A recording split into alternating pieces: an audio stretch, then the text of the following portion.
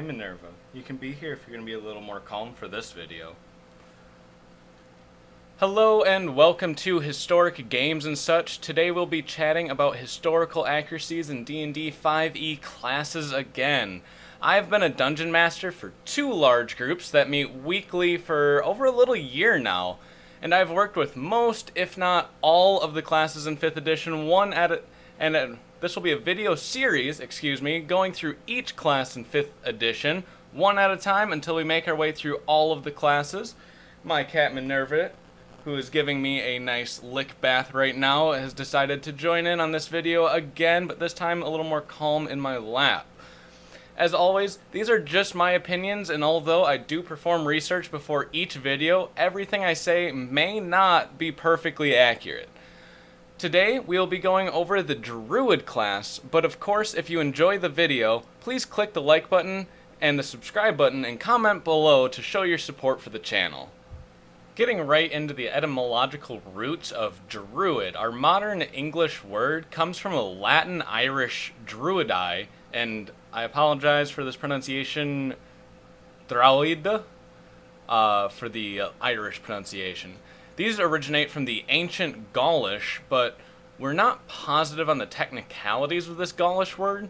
The best educated guesses are the term used to denote wisdom and or of the oak tree, meaning they could be of the oak tree or they could have wisdom of the oak tree, which easily transitions into Dungeons & Dragons Druid, which is a nature-y, wisdom-based spellcaster. D&D Druids primarily stat into wisdom, but they also gain proficiency in the intelligence saving throws, which fits tremendously with historical Druids. They were the learned people of the Celtic areas throughout ancient history. They ranged throughout the Celtic lands from Ireland to Italy and from Spain to the Balkans. They were often leaders, advisors, and scholars, and according to Julius Caesar, who is our primary source of information on the Druids, that they were almost entirely peaceful, but it is definitely not necessary. Druids are only proficient with non-metal equipment in D&D, and are entirely based off of nature and naturalism, which historically is accurate, but it may not be to that much of an extreme. But it does work. Historically, Druids would meet in clearings in the woods once a year, and were seen as civil protectors of the wild, aka not the cities of the Roman Empire. This concept in meeting clearings is alluded to by the title of subclasses being the Druid Circles, which I thought was pretty neat. Druids get the ability to wild shape into beasts, which, if you saw my video on barbarians, this is rather close to that Hamask, or the literal changing of form into beast. I suspect this is of that similar concept. Another interesting thing I noticed looking at both the class as well as the NPCs in Volo's Guide to Monsters and the Monster Manual, the NPC, or non-player character, options for druidic people are the Druid, which is described as dwelling in forests, healing, and giving supernatural and spiritual guidance as tribal shamans, which fits pretty okay with history. The interesting thing is that both the 20th level ability as well as one of the NPCs in Volo's Guide to Monsters are titled Archdruid. An Archdruid, historically, is a leader of Druids, either appointed by the previous Archdruid or elected by the Assembly of Druids. The first subclass, or Druid Circle, is the Circle of the Land. This is the basic Druid subclass that keeps to the thematics and the historical context of Druids by being highly attuned to nature and the natural world around them. The highest level ability for this class being Nature's Sanctuary, where animals as well as plants are less likely to attack you. Technically, they need to make a wisdom saving throw to perform the attack, but we get the gist of it. This fits perfectly with D&D, and I would like to think someone who studied the natural world with great detail would have a better knowledge of how to avoid provoking attacks from nature. Oh yeah, Minerva? Is that where you're going to stay now? That's fine by me.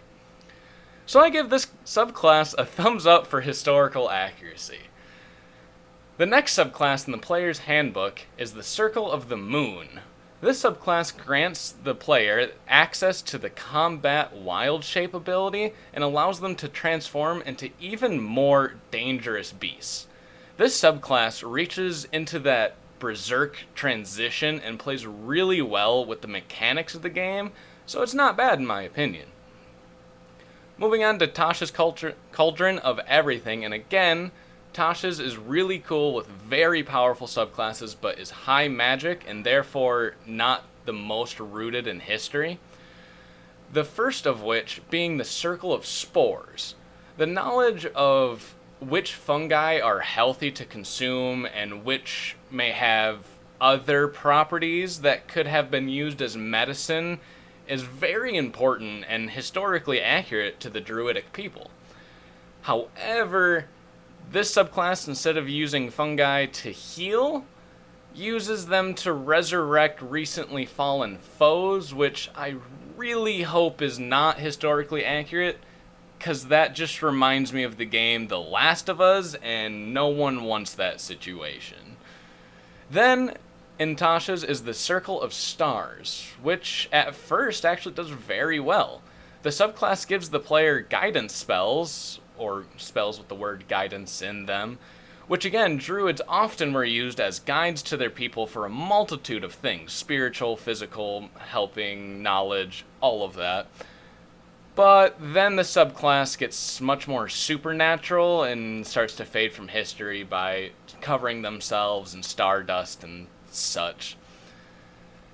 And the last subclass in Tasha's, there's 3 of which this time, is the Circle of Wildfire. No real historical accuracy for this one, but in my upcoming campaign that I'm planning, my wife is preparing a Tiefling Circle of Wildfire Druid as her character, and I am very excited to see her character in action. Again, cool subclass, but not great for the purposes of this video. Moving on to Xanathar's Guide to Everything, we start with the Circle of Dreams Druid, which is the Druid class's Fae subclass, which is historically very accurate. It leans more into the mythologies of the history of Druids, but that is history. History is way more than just facts. It's stories, it's culture, it's everything. So the mythology of it plays a huge role.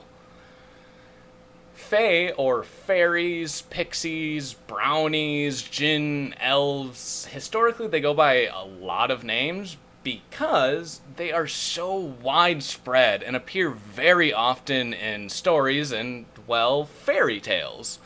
One Irish Celtic belief for what the Fae are is that they are the spirits of past Druids.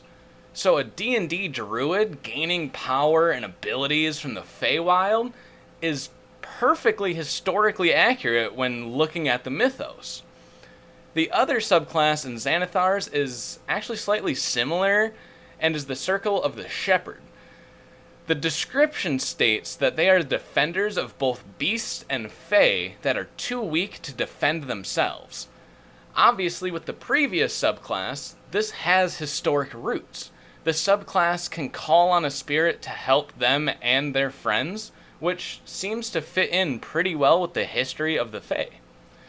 We had a Circle of Druid in my long campaign, which I talked about in my Barbarians video, which I should really make a video or even a video series on that campaign. It was an Achillean Greek campaign. It was a lot of fun. Anyway, the Druid's name was Brontus. I have a miniature of him here. Bring up to the camera, maybe you guys can see. I like to put in a mini from my different campaigns I've hosted. Look back at that Barbarians video to see if you can see the Barbarian mini I have in there.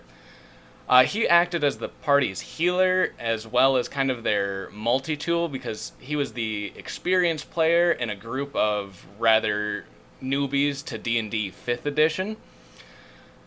All in all, the Druid class had tons of really cool historical references, and players could easily roleplay these aspects deeper with some research, especially into Irish folk tales. If you like the video, subscribe, comment any thoughts you have, just remember to keep it civil, and bye! Hi kitten, how do you think I did today? Good? You're less excited this time. I think I was less nervous too.